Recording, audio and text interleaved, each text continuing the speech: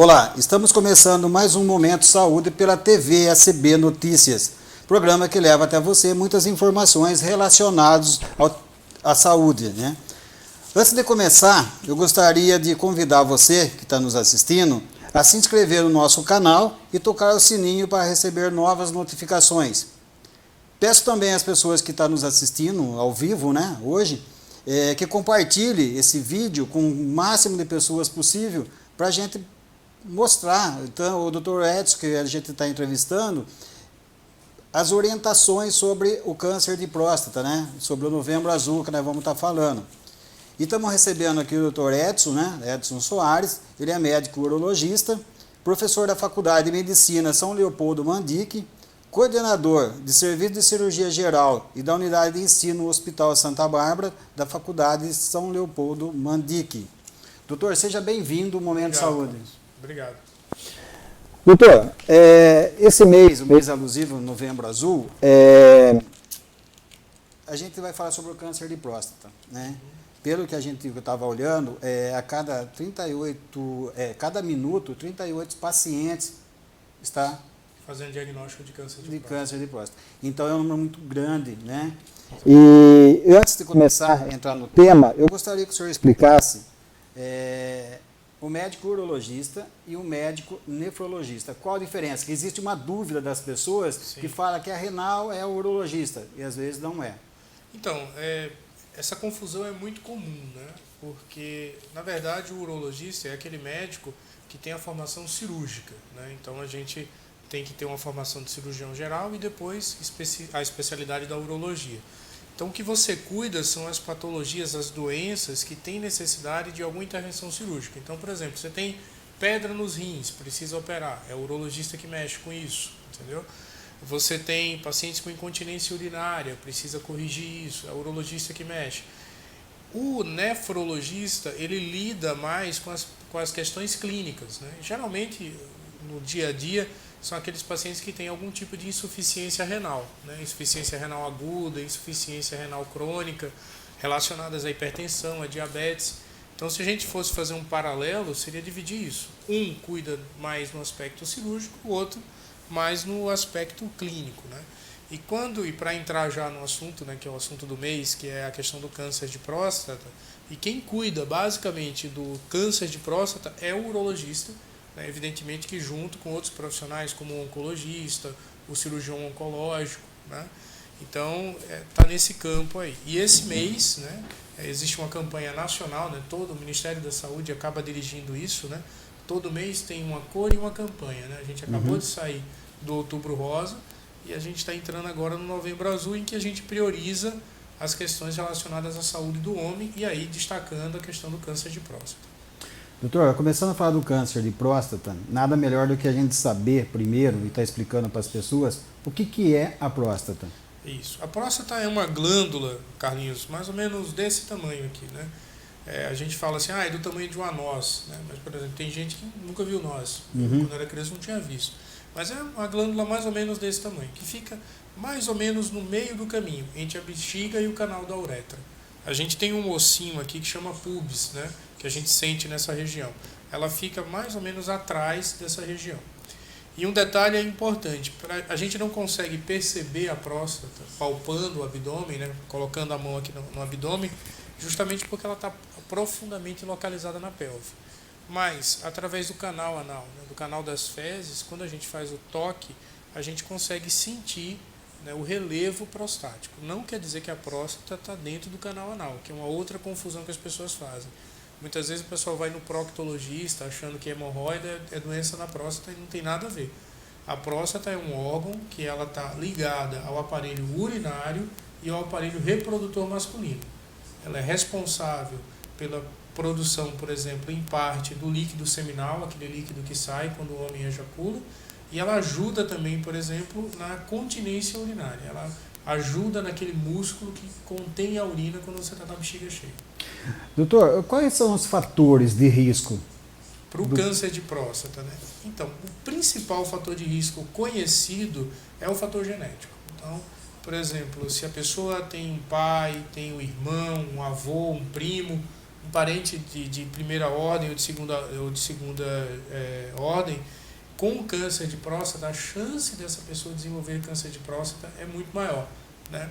Pacientes negros, por exemplo, eu sou descendente de negro, aqui no Brasil tudo é muito misturado, mas enfim, a gente sabe que os afrodescendentes têm uma chance de desenvolver um tumor que geralmente é um pouco mais agressivo, tá certo? Diferente de pacientes orientais, por exemplo, no Japão a incidência, a prevalência de câncer de próstata é bem mais baixa, mas ele tem a ver também com questões ambientais e comportamentais, mas não é igual ao câncer de pulmão. Por exemplo, quem fuma tem chance maior de ter câncer de pulmão, mas isso não se aplica necessariamente à próstata. O principal fator identificado até o momento é o fator genético, né? A história familiar acaba pesando muito.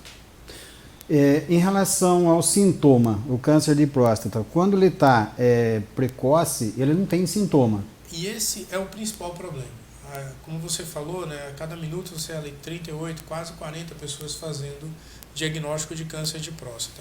Câncer de próstata hoje já é o segundo câncer mais prevalente, mais frequente na população masculina. E isso vai aumentando com o envelhecimento. Isso é um problema. E o interessante, Carlinhos, é que o câncer ele cresce no início numa região da próstata que não dá sintomas.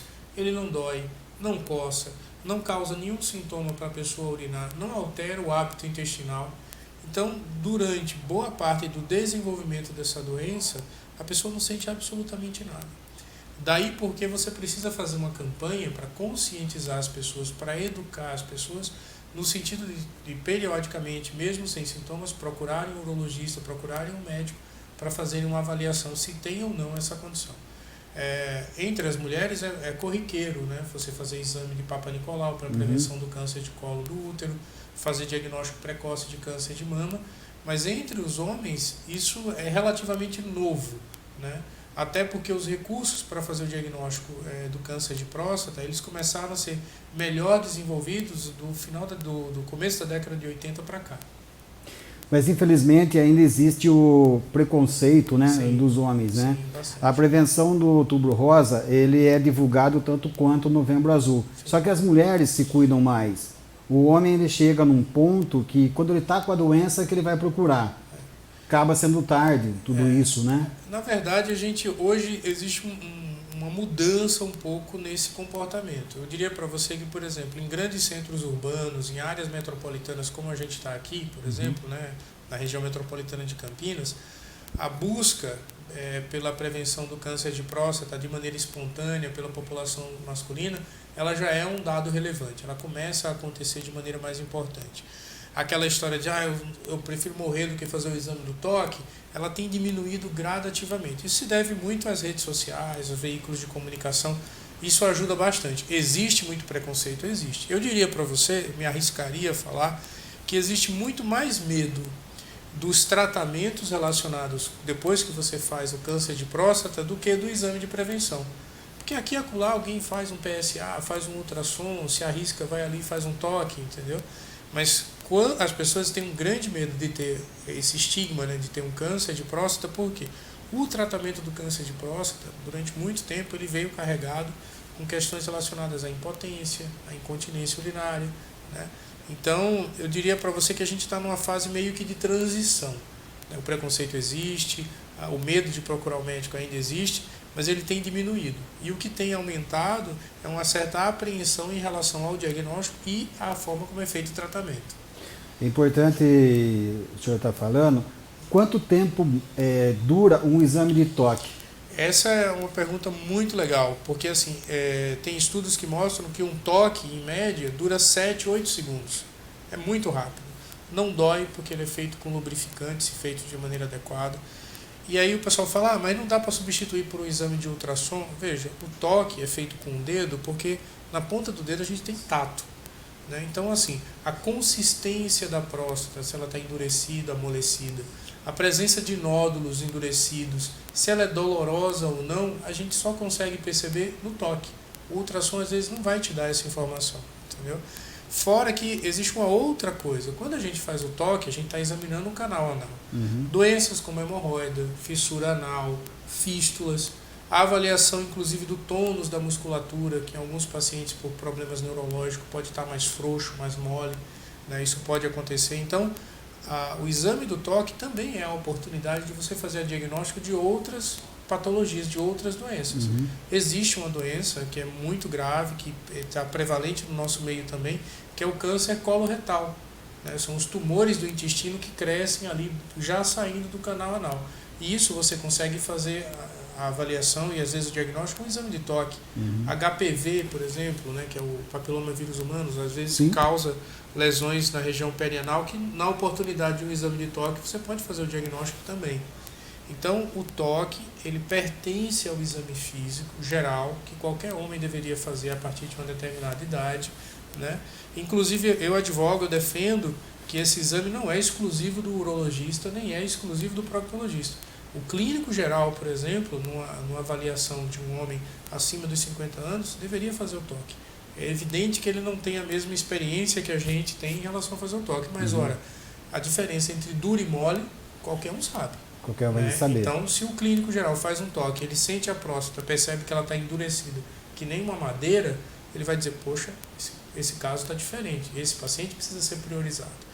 Então, na Prefeitura de Campinas, aqui em Santa Bárbara também, a gente faz um trabalho de matriciamento, né, de conversar com os colegas que estão na ponta, que fazem atenção primária à saúde, no sentido de orientar que é importante que eles façam o exame do toque. Primeiro porque eles estão avaliando outros quesitos que não é somente a próstata. E segundo porque ele vai conseguir separar aquele paciente que, igual você falou, que pode estar com a doença numa fase avançada e que não sente nada. E que precisa ser priorizado. Porque senão você vai colocar no mesmo balaio, né, no mesmo pacote, aquele paciente que não tem nada, que vai fazer um exame preventivo, que teoricamente pode esperar até 1 ano para fazer um exame com um urologista, daquele paciente que tem uma doença que já está localizada ou avançada, que não sente nada e que precisaria com mais velocidade chegar a ter acesso ao tratamento. O PSA, ele é um diagnóstico preciso ou ele tem que fazer o toque em seguida? Existe também o PSA que está normal e no exame de toque percebe alguma coisa diferente? Sim. O PSA é uma ferramenta muito boa, mas muito limitada. Por quê? O PSA é o chamado antígeno prostático específico. O PSA nada mais é que um anticoagulante que a próstata produz para não deixar o sêmen coagular, né, virar aqueles grumos ainda dentro do corpo, né?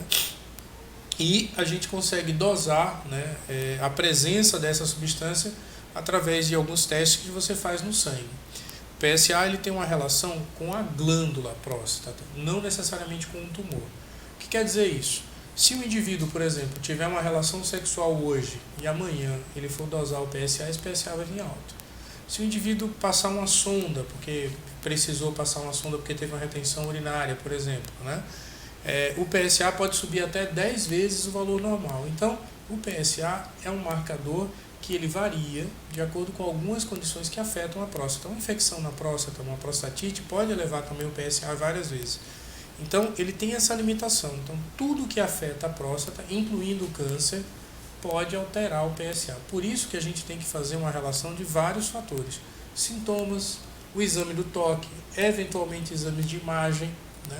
Então, você tem que juntar todos esses fatores. Existem marcadores que são mais específicos, que são mais sensíveis para avaliação de câncer de próstata, mas eles não estão tão disponíveis assim dentro da rede pública de saúde. E você utiliza isso também quando você tem necessidade de fazer uma investigação mais apurada, tá? Mas o ideal é fazer o toque e o PSA, tá? Mais ou menos nessa ordem aí, e tem que ser os dois, porque você vai ter situações, exatamente o que você falou, que o toque é normal e que o PSA está alterado, e você vai precisar fazer uma biópsia, por exemplo. Ou o contrário, situações em que o PSA está normal e o toque a gente percebe um nódulo, eu vou precisar investigar. Então a gente tem que ter as duas informações juntas. Infelizmente a rede pública de saúde, Santa Bárbara ainda está um pouco mais avançada de alguns municípios da região, né? Mas para você diagnosticar, você passar no clínico, até chegar no urologista, fazer os exames, isso demora muito tempo. Se a pessoa começar a ter um sintoma, né? Um sintoma qualquer em relação ao câncer da próstata, e ele vai marcar o clínico geral 2 meses. Sim. ele chegar no profissional neurologista mais 2, 3 meses. Então só aí ele tem 5 meses que uma doença que está avançando. Entendi. Né? E isso, infelizmente ainda, por mais trabalho que esteja na rede pública de saúde, na ponta, nas UBS, eu vejo de Santa Bárbara, os médicos não fazem esse procedimento. Sim. Tem uma coisa que começou recentemente, quer dizer, já existia, mas está sendo reformulado agora, que é a questão de você estabelecer alguns protocolos. O que é o protocolo? Alguns exames, algumas medidas, algumas observações que você anota no encaminhamento de um paciente que tornam esse paciente mais prioridade ou menos. Não é aquela coisa de você escrever urgência, né? Porque para você que está com uma preocupação, tudo pode ser urgente, né? Sim. Mas entre você, ele e o outro que está ali, você pode ter indicadores físicos, laboratoriais, que você consegue estabelecer aquela história. Tem um paciente com PSA de 20, tem outro com PSA de 2, não é discutível. O cara com PSA de 20 é prioridade para caminhar. Então, eu sei que está acontecendo um movimento dentro da Secretaria de Saúde, por exemplo, de Santa Bárbara, para se atualizar todos os protocolos de encaminhamento para a especialidade. Por exemplo, se você quiser encaminhar um paciente para a urologia, ele vai ter que ter lá, no mínimo, um exame de PSA. No mínimo, um exame de PSA. E existe um médico, que é um médico regulador, você sabe disso, Sim. que ele olha esses encaminhamentos. Então, independente da data, porque essa fila não é necessariamente cronológica, se tiver um paciente, por exemplo, com PSA de 20, outro com PSA de 2, esse paciente ele passa na frente daquele com PSA de 2. Se você me perguntar que um paciente pode esperar até um ano para fazer um exame de próstata, não tem problema nenhum, porque a doença, mesmo o câncer numa fase inicial, ela demora muito tempo para crescer, demora muito mais tempo ainda para dar sintoma, entendeu? Então, o que a gente deveria fazer em relação a isso? Porque, pensa bem, olha, a gente tem aí 200 mil habitantes na cidade, né? Vamos colocar que metade sejam homens. Vamos colocar que 1/3 deles tenham acima dos 45, 50 anos de idade. Então, só isso é uma população gigantesca. Não existe sistema de saúde que consiga dar conta em 30 dias de atender todo mundo. É impossível. Então, você precisa estabelecer uma ordem de quem você vai atender primeiro. Sim. Então, o protocolo, a avaliação inicial do clínico no posto, o exame físico, toda a informação que o colega conseguir colocar no encaminhamento, que depois possa ser avaliada por um médico regulador, pode criar mecanismos de dar prioridade de chegar lá e fazer essa avaliação. Para você ter uma ideia, só vou dar um exemplo bem simples. Existem indicadores hoje que, por exemplo, se um homem assintomático, com 50 anos de idade, fizer um toque e vier normal, e um PSA estiver abaixo de 1,5, por exemplo, ele pode ficar até 2 anos sem fazer o exame. Você entendeu? Entendi. E aí, esse espaço de 2 anos que ele fica sem fazer o exame, eu consigo priorizar os outros que precisam fazer avaliações a cada 6 meses, a cada 2 meses, de acordo com a sua prioridade. Existe um projeto de lei que está sendo discutido agora, né, porque você sabe que, por exemplo, para câncer de mama, para câncer de colo do útero, que tem políticas muito bem estabelecidas, você tem que ter 60 dias entre o diagnóstico e o início do tratamento. Isso é a lei. Se na prática pega ou não pega é outra história, mas é a lei. E tendo a lei, como o nosso direito ele é positivo, você pode cobrar, até por medida judicial que isso se faça. E existe uma discussão para que isso se aplique também a todos os tipos de câncer, incluindo aí o câncer de próstata. Tem um lado positivo disso, sem dúvida, porque o paciente vai passar a ter prioridade e ter acesso. O outro lado é que, assim, em situações em que você tem um bem escasso que eu digo assim, ó, poucas oportunidades de realizar cirurgia, poucas oportunidades de fazer radioterapia, que são basicamente os 2 tratamentos que a gente faz no câncer de próstata. Existem estudos que mostram, por exemplo, que um paciente com um tumor localizado ele pode aguardar até 6 meses sem que a doença evolua, sem que ela se transforme numa doença mais avançada. Então, você tem uma janela de tempo para poder tratar esse paciente com câncer de próstata. Agora, isso é uma condição que se aplica especificamente a essa doença. Câncer de pulmão, câncer de bexiga, câncer de estômago tem outro esquema, é outra velocidade. Então, eu acho que seria interessante observar num projeto de lei como esse, qual é a característica, qual é o tipo de doença. Às vezes tem doenças que você tem que tratar em questão de dias, senão o indivíduo morre. Tem outros que você pode esperar meses. Então, é isso que precisa ser visto, né? Mas eu acho que a gente está caminhando para um cenário um pouco mais favorável. Agora, de novo, e isso é importante, né? Apesar da gente estar no Novembro Azul, é importante fazer um bom treinamento, uma boa orientação de quem fica na ponta. Porque quem está na ponta não precisa saber detalhes, filigranas de como identificar o câncer de próstata, mas precisa ter essa noção do que eu estou falando. Quem é o indivíduo que eu vou priorizar? Quem é o indivíduo que tem maior risco? Né? Vou passar para o médico regulador. Para ele... Por exemplo, uma informação básica, que é boba, mas assim, toda vez que o indivíduo tem uma expectativa de vida inferior a 10 anos, seja porque ele está muito velho, sei lá, com 90 anos de idade, sendo bem realista, a expectativa de vida é inferior a 10 anos, certo? Ou porque ele é acometido de várias outras doenças, várias outras condições. Toda vez que o indivíduo tem uma expectativa de vida inferior a 10 anos, se ele não tem sintomas urinários, se ele não tem nem nada que indique que ele tem um câncer de próstata, você não precisa mais fazer o exame preventivo. Essa rotina de todo ano ir lá fazer o toque, o PSA. Porque o câncer de próstata, para determinados indivíduos muito velhos, eles quase que são uma catarata, é uma doença degenerativa, está ali presente. Né? Eu falo que o indivíduo vai morrer com ele, mas não vai morrer dele. E aí, para esses indivíduos, você tem que priorizar outras coisas, doenças cardiovasculares, dislipidemia, né, que é a alteração do colesterol, doenças articulares. O câncer de próstata ele é importante em uma determinada faixa etária, que vai ali dos 50 até os 70, 75 anos de idade. No nosso cenário, que a expectativa de vida é em torno disso. Né? Pacientes muito jovens, a chance de você ter câncer de próstata ela é menor. Então, do ponto de vista de saúde pública, não tem muito sentido você ficar fazendo busca ativa no indivíduo com 25, 30 anos. Não tem porquê. Qual idade seria interessante começar a fazer o exame do PSA, então, doutor? Anteriormente, a gente começava ali nos 40, 45 anos de idade. Então, os estudos mostraram que entre os 40 e 45 anos de idade, a chance de você fazer diagnóstico ela é muito baixa. A prevalência de tumor nessa faixa etária ela é muito baixa. Ou se existe o tumor, ele está numa fase muito incipiente, certo? Que o indivíduo não vai ter nenhuma repercussão. Dos 50 aos 55 anos de idade, aí sim começa a ser relevante. Então, hoje, a Sociedade Brasileira de Urologia adota um protocolo que, inclusive, é americano, europeu, que a partir dos 50 a 55 anos de idade, você começa a fazer a pesquisa para o câncer de próstata. E vai até mais ou menos os 75. Doutor, é interessante isso, né? A Érica Cristina da Silva, falando, um médico maravilhoso, né? Exemplo de humanismo, que Deus continue abençoando a vida do senhor. Importante, né? Receber esses elogios de paciente, né? Em relação também, doutor, ao câncer de próstata, né? Ela deixa sequelas. Sim, sim. Quais são? A mais importante de todas em relação ao câncer de próstata é tratado, né? Você vai lá e faz uma cirurgia. É a perda da ejaculação. Porque lembra, a próstata é uma glândula que fica ali no meio do caminho entre a bexiga e a uretra, que ela é responsável por metade da produção do líquido que sai durante a ejaculação. Quando você retira a próstata, a ejaculação ela deixa de existir.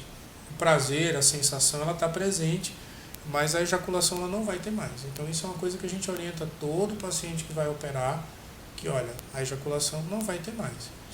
Segunda sequela mais importante, que é o que o pessoal tem muito medo, é a parte da potência sexual. A gente sabe que antigamente, no começo da década de 80, quando se desenvolveu as primeiras técnicas de cirurgia de prostatectomia radical, a chance de impotência era quase 100%. Você arrancava a próstata, tirava tudo, a cirurgia era radical e lesava os nervos, os músculos que auxiliam na ereção, né, que deixam o pênis duro. Hoje, a gente conseguiu refinar bastante essa técnica. E mesmo as cirurgias abertas, laparoscópicas, hoje tem até robô, que o cirurgião opera através dele, né? Que você consegue preservar bastante esses nervos e esses músculos que ajudam na ereção. Então, existe a possibilidade de ter disfunção erétil, de ter impotência sexual. Mas o mais importante é a gente saber que isso é tratável, né? Você tem tratamento via oral, através de medicamentos, você tem uso de prótese, injeção. Então, assim, é muito mais interessante a gente pensar que a gente pode ter uma sequela que tem tratamento do que ficar com uma doença que não é tratável. Né?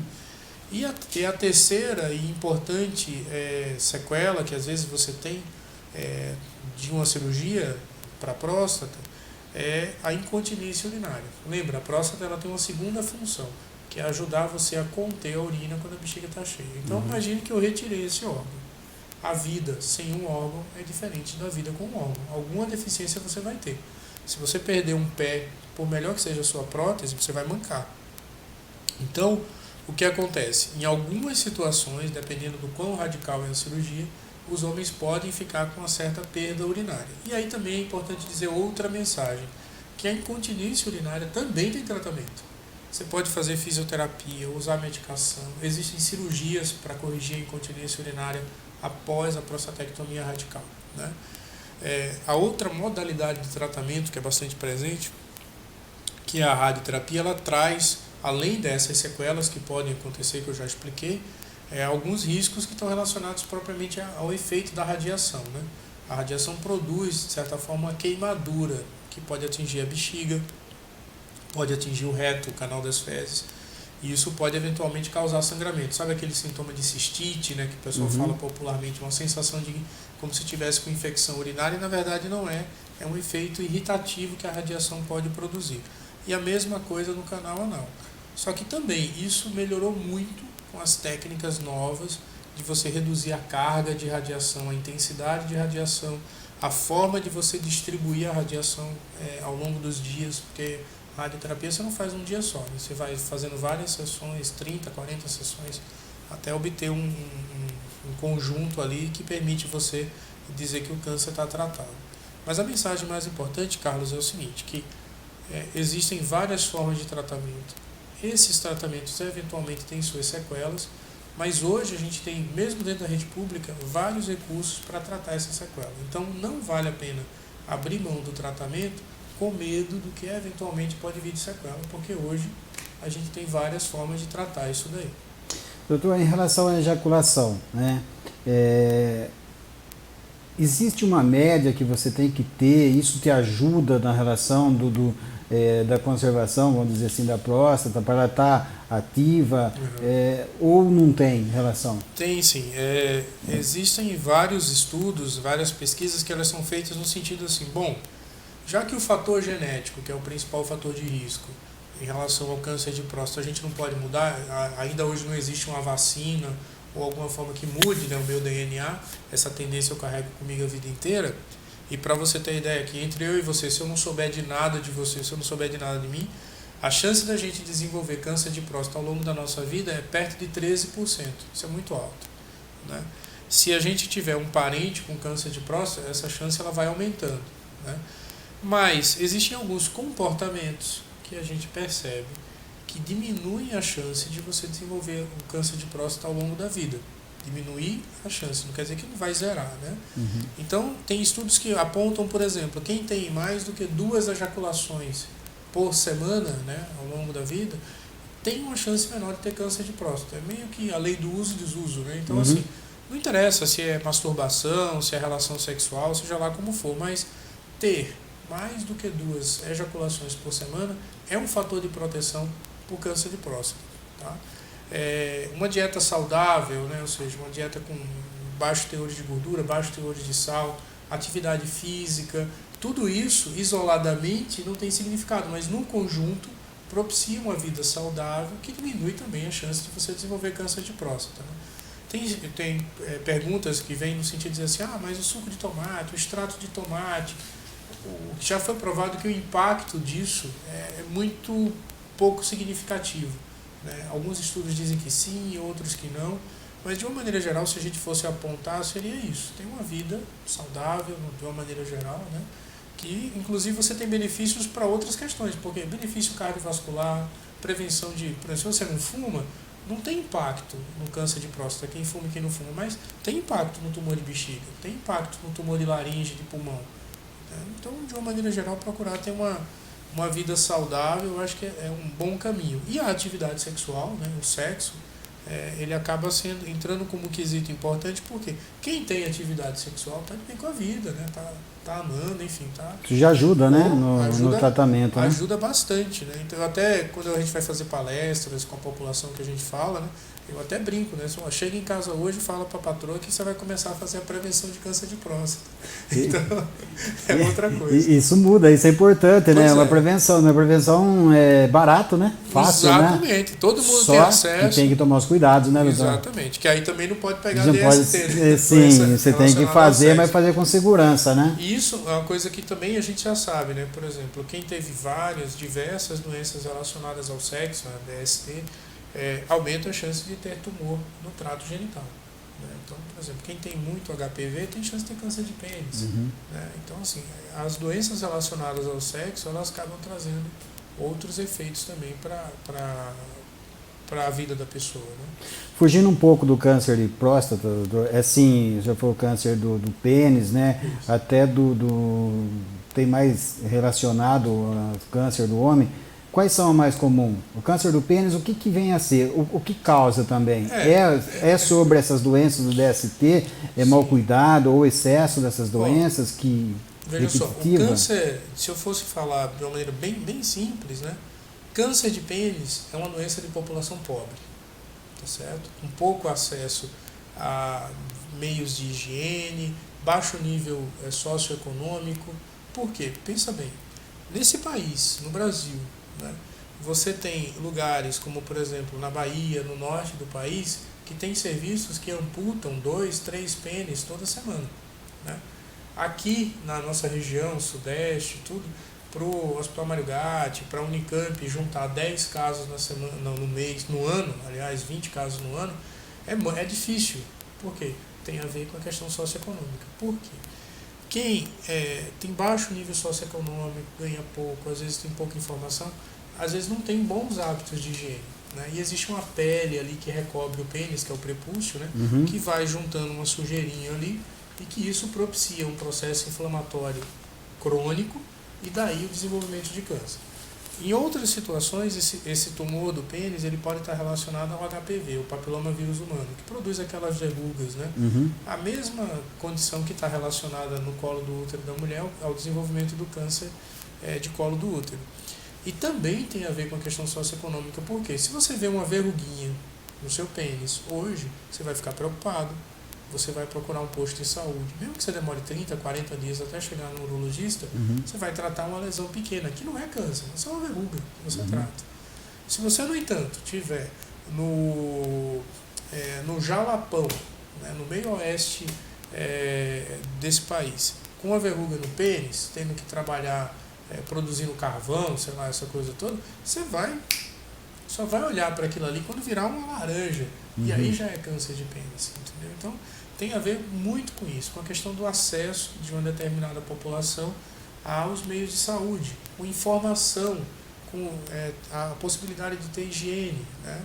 Então, por isso que existem algumas campanhas, por exemplo, né, que a SBU já fez, a Sociedade Americana de Urologia já fez, que nessas regiões eles passavam com ônibus, por exemplo, fazendo aquela cirurgia de fimose em todo mundo, não interessava a idade.